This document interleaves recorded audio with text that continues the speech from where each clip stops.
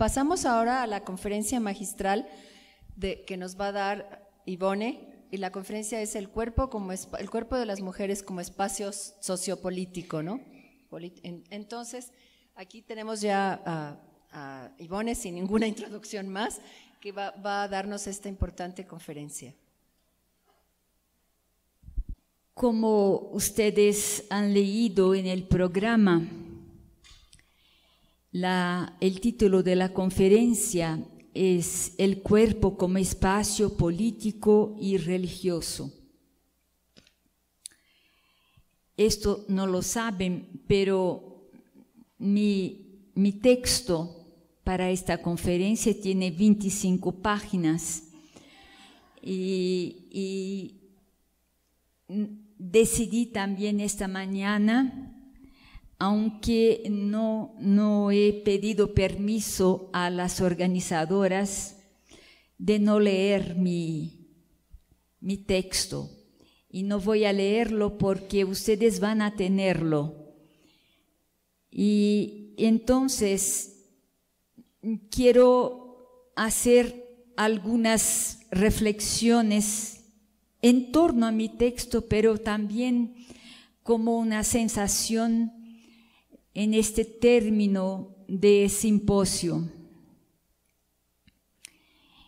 En este término de simposio siéntome como que incapaz de leer la charla.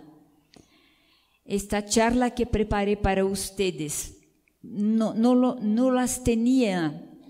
tenía este público delante de mí cuando escribía mi charla, pero tenía ideas, subrayo, tenía ideas.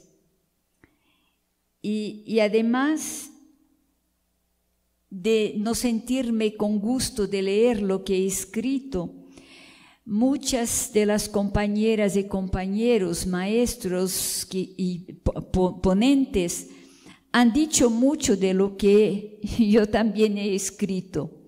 Y es interesante que de repente digo, esto yo lo pensé, pero en realidad no lo pensé sola, lo pensé desde el contexto del mundo, y de repente nos encontramos diciendo casi las mismas cosas. Y así que mi charla, por supuesto, sería también una repetición, claro, desde mi manera, pero de lo que muchos han dicho. Entonces, por eso, sin el permiso de las organizadoras, me gustaría tecer libres consideraciones y quizás dar un poco más de tiempo para el diálogo con el auditorio, porque me parece que ayer había muchas preguntas y que no hemos podido conversar sobre ellas. Primero, al decir que el cuerpo es espacio político religioso, es solo afirmar lo que todos sabemos, es que somos cuerpos. Todo lo que hacemos es por nuestros cuerpos. Nuestra vida se ubica adentro de nuestros cuerpos, en nuestros cuerpos, desde nuestros cuerpos. Hasta Dios es desde mi cuerpo. La organización del mundo es para nuestros cuerpos. Las políticas son para nuestros cuerpos. La institución del Estado, la democracia u otro régimen son para nuestros cuerpos. Entonces, decir que el cuerpo es espacio político y religioso es una tautología, es una evidencia. Y desde allí me gustaría constatar algo que también otros han constatado, que hay teorías sobre los cuerpos. Y una cosa es la teoría sobre los cuerpos y otra cosa es la práctica en relación a los cuerpos. Y pienso que nosotras intelectuales y nosotros intelectuales, maestras, maestros, sabemos bien hacer teoría sobre los cuerpos. Y lo que digo no es una crítica a nosotros intelectuales, pero es una constatación que muchas veces a través del pensamiento construimos ideas, mundos, utopias, construimos modelos de felicidad, de paz, de libertad, de justicia para los cuerpos. Y en realidad estas construcciones nos sirven para movernos, pero de repente cuando encontramos un niño hambriento en la calle o una mujer violada en su hogar o tanta gente sin trabajo, volvemos a la constatación de los límites de nuestras teorías. Hacemos teorías sobre el amor y de repente nos damos cuenta que en un estallito así pequeño el amor se va y el odio se instaura.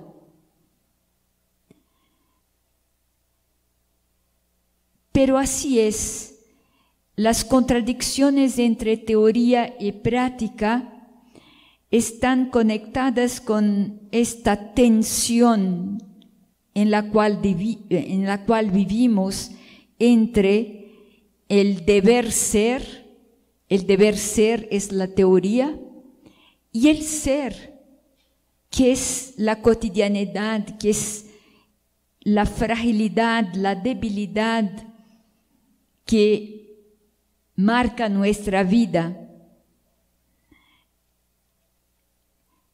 La práctica son las dudas y a veces pensamos que las teorías van a salvarnos y por eso casi siempre pedimos a los teóricos, pero dame la respuesta, ¿por dónde hay que ir? ¿Qué hay que hacer?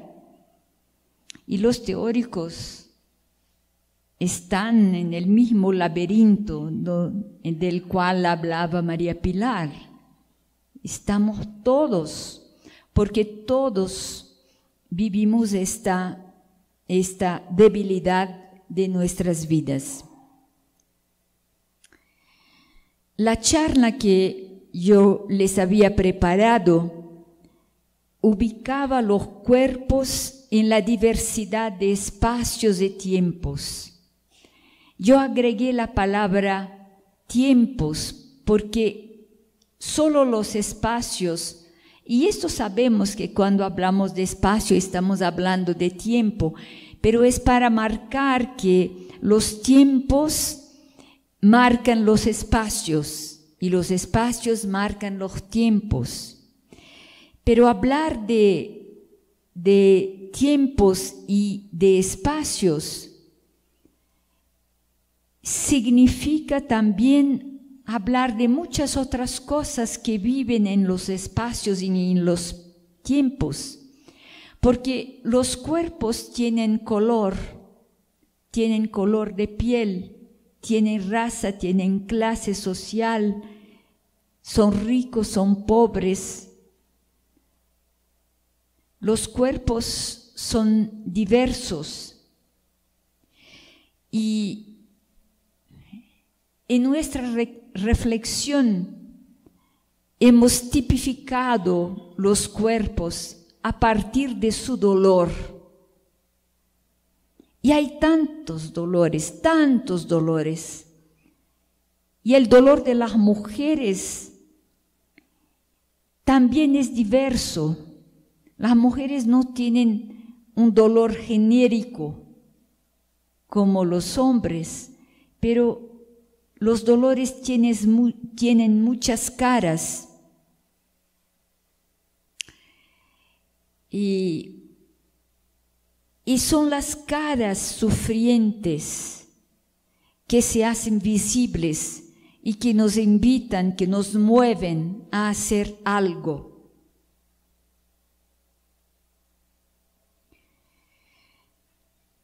Yo en la charla que les preparé, hablé especialmente también de la importancia de los cuerpos de mujeres como cuerpos transgresores. O sea, las mujeres no hemos tenido mucha importancia en la historia escrita de los diferentes pueblos. Si tomamos la historia de nuestros países, la historia oficial es más bien la historia de los hechos de los varones, sobre todo las guerras y las conquistas que han tenido. Nosotras estábamos allá, pero ni siquiera se acordaban que existíamos. Y pienso que cuando hablamos de feminismo, estamos hablando de una irrupción específica de cuerpos transgresores. Quiere decir que los cuerpos transgresores son los cuerpos que desafían el orden establecido. Son los cuerpos que ya no se ubican en el lugar que lo habían asignado. Son los pensamientos que transbordan y no se ubican en lo que se han dicho de ellas. Entonces, los cuerpos transgresores gritan su dolor múltiple, diversa, variada, y ya no quieren someterse al orden desordenado que se les impone. Se rebelan, y el tónico o la motivación o la fuerza de su transgresión es la conciencia que el desorden establecido les saca la vida, les mata, les disminuye la vida. El orden de la política del Estado y el orden de la política de la religión, porque la política también tiene una religión y la religión también tiene política. Aunque hay que distinguir, hay que descubrir también las conexiones. El orden de la política del Estado y el orden de la religión que controla simbólicamente los cuerpos se unen por veces y por veces se separan.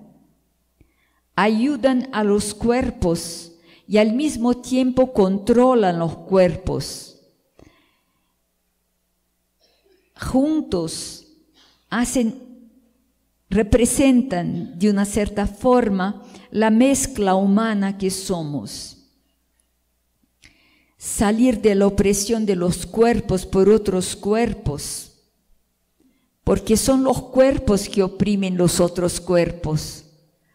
Cuando decimos la opresión de los cuerpos, esto solo quiere decir que hay cuerpos que oprimen otros cuerpos. Y no se imaginen que nuestros cuerpos no oprimen otros cuerpos. O sea que todas y todos somos cuerpos que oprimen y que liberan.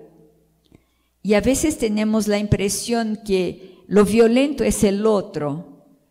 El agresor es el otro, y como que aquí en el simposio muchas veces hemos hablado de la necesidad de volver a nosotras a nuestra propia experiencia, preguntarnos, ¿y yo dónde me ubico en la violencia?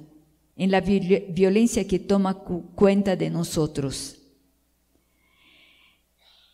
Salir de la opresión de los cuerpos no significa instaurar una nueva teoría sobre los cuerpos, porque a veces así pensamos, pero no significa también una nueva teoría política escrita que va a salvar los cuerpos.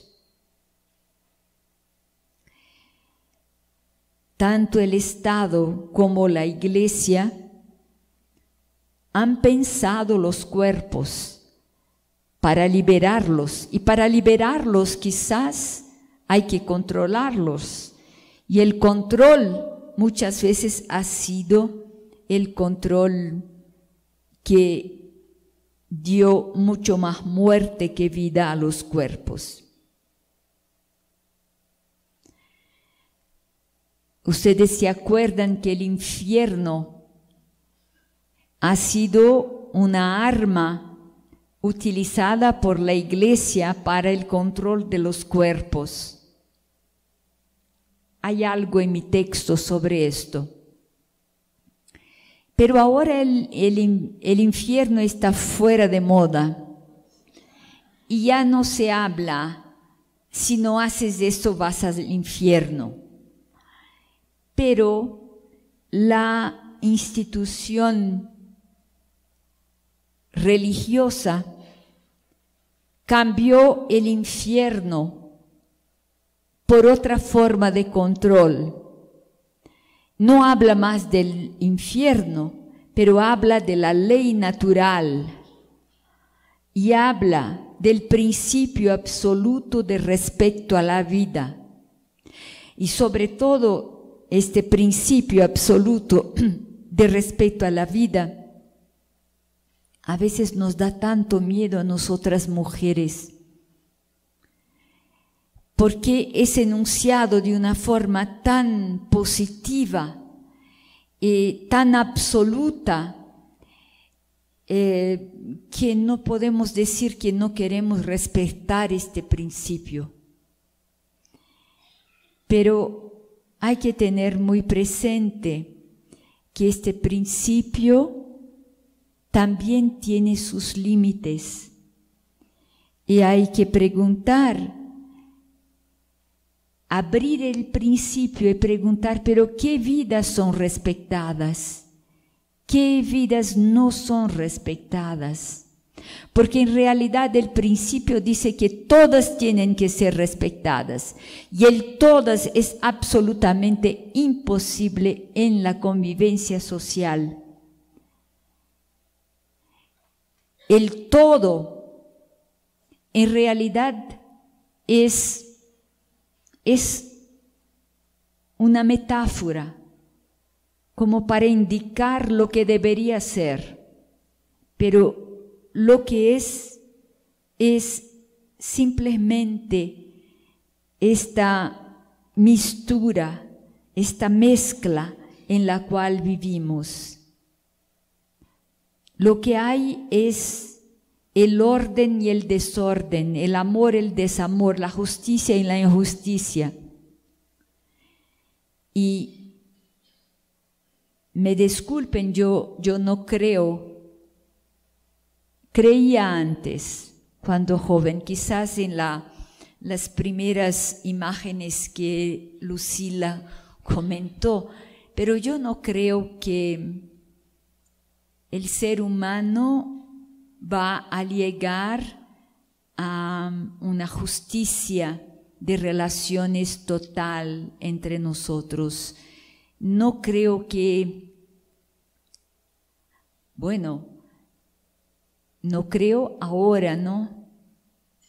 Puede ser que después los más jóvenes van a creer y van a construir. Yo hablo desde mi vida, pero no creo que vamos ya a llegar a un reinado de la justicia. pero sí creo que tenemos que tener intentos renovados, acciones renovadas. Y aquí la lectura ética de los evangelios es una invitación.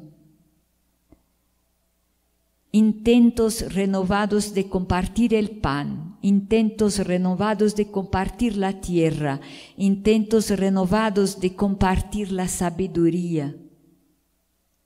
Y hablar de sabiduría nos invita a darnos cuenta que aunque hay esfuerzos, la realidad es que hay una distancia enorme entre lo que se descubre en la academia y en lo que se vive en las múltiples poblaciones de nuestro mundo, en los múltiples lugares de este continente. Yo me acuerdo que después que terminó la dictadura militar en Brasil, yo estaba con un grupo y dice, ay, ahora terminó dictadura militar. Y me preguntaron, gente muy sencilla, me dijeron, ah, ¿había dictadura en Brasil? ¿Hubo dictadura en Brasil? O sea que esto es verdad, y es verdad, y es verdad también que hubo conventos de mujeres donde los periódicos no entraban y no sabían que hubo dictadura militar, solo supieron que hubo 30 años de dictadura militar, mucho tiempo cuando esta se terminó. Entonces, lo que quiero, ¿por qué estoy diciendo esto? Estoy diciendo que es una ilusión pensar que la academia automáticamente por sus teorías va a pasar adelante sus conquistas. Entonces, hay que construir puentes de conocimiento, puentes de saber, puentes de conciencia, para respetar la vida. La vida. ¿Qué es la vida? La vida es mi vida, pero es tu vida, es nuestra vida, es esta cotidianidad que nosotras tenemos derecho, pero la gente de la calle, las niñas, los niños, no tienen derecho. Volver al lugar de la solidaridad, al darse las manos, a descubrirse frágil como un segundo, a descubrirse expresión de una belleza mayor de la cual somos solamente un puntito en el gran dibujo de la belleza. Y lo que voy a decir parece muy poco científico, pero no importa. Yo no soy de la academia hace tiempo. Creo que tenemos que estar con mucho cuidado al usar la palabra Dios. Yo quisiera sugerir una cierta, no tengo la palabra en español, voy a decir algo, recato, se dice recato, pudor, gracias, un recato, un pudor al usar esta palabra, porque es muy fácil, ¿no? Yo cuando he repetido Teresa de Ávila, sentí un cierto temblor también porque la palabra Dios para mí es una palabra que asfixia también los pobres, porque hablamos mucho en nombre de Dios. Y me permiten decir algo que no estaba en mi papelito, pero creo que la teología y una cierta teología feminista que se hace, y no solamente una cierta teología feminista, pero también una teología de muchos compañeros varones. Cuando hacemos teología, la teología no tiene que ver con Dios identificado a un ser en sí mismo, superior, creador, absoluto, donde se sienta a la mano derecha o a la mano izquierda. Estas imágenes, y que todavía desgraciadamente seguimos cultivando en nuestros pueblos. Hay que tener un pudor más grande de decir que esto es lo que Dios quiere o esto es lo que Dios no quiere. Hay que decir primero lo que queremos, porque Dios puede ser una pura justificación de poder, de autoridad. Hay que decir lo que yo quiero como mujer, lo que yo quiero como hombre, lo que yo quiero como persona, sin esconderme por tras de lo que hemos aprendido a hablar de Dios. Yo decía que la teología no tiene que ver con el conocimiento de un ser superior, pero sí tiene que ver, discúlpenme utilizar la palabra griega, pero es muy esclarecedor, tiene que ver con lo que se llama teion, que de ahí también viene la palabra teos. Pero, ¿qué es el teion? El teion es el mundo, el cosmos, considerado divino, y considerado divino no porque hay un ser absoluto arriba y distinto de todo, pero considerado divino porque no lo inventamos, lo encontramos,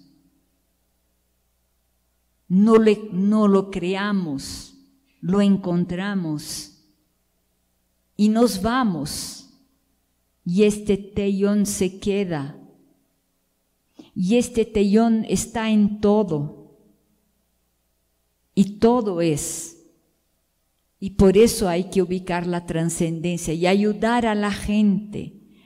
Y les digo, y la gente ayuda mucho más que uno se da cuenta. Los pobres tienen que ser los maestros. O sea que yo les contaba lo que aprendí y sigo aprendiendo, pero lo que sigo aprendiendo a veces no es considerado ciencia. Entonces, quiero terminar ahora con esta atención a no utilizar demasiado la palabra Dios ni la expresión, este es el plan de Dios. No es nada, es todo inventado, ¿no? ¿Cuál es la voluntad de Dios? No, ¿cuál es tu voluntad? ¿Cuál es nuestra voluntad para nuestro mundo? No esconderse por tras de un infinito simbólico que tuvo y tiene una función, pero no voy a hablar de eso ahora. Y termino que hay que volver a ser niña, a ser niño, para jugar en la vida y tomar el juego en serio, pero también no tanto. Y no tanto porque mañana hay que inventar otro juego. Y quizás vamos a tener otras reglas de juego que pueden hasta ser más simpáticas y divertidas. Y también pasado mañana vamos a jugar un otro juego. Y ahí esto nos ayuda a ser más tolerantes entre nosotros, más solidarias. Sabemos que no somos, pero hay un esfuerzo educativo que tenemos que hacer con nosotros. Y por ahí es que el cuerpo sigue siendo espacio político y religioso, espacio y tiempo político y religioso, y no hay otra manera que huir de esta realidad corpórea que somos. Muchas gracias.